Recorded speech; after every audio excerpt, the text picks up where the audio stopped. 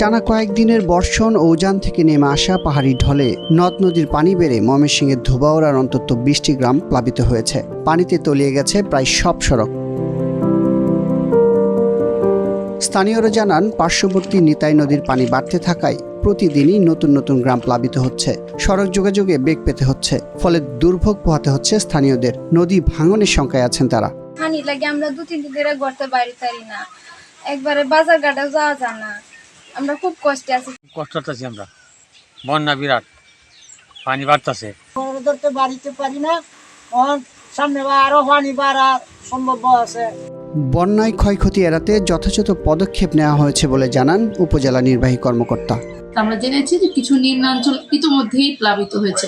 পাশাপাশি পানি উন্নয়ন বোর্ডের সাথে আমরা নিবিড় যোগাযোগ রাখছি যে আসলে বন্যার পানিটা নিতাই নদীর ডেঞ্জার লেভেলের উপরে উঠে যাচ্ছে কিনা, এটা আমরা নিয়মিতই খেয়াল রাখছি। জরুরি ত্রাণের প্রয়োজন হইলে তাদেরকে আমরা দ্রুত আনতে পারি, সেজন্য জেলার ত্রাণ ও দুর্যোগ ব্যবস্থাপনা কর্মকর্তার সাথে কথা বলে আমরা মোটামুটি একটা তাদেরকে আইডিয়া দিয়ে রেখেছি।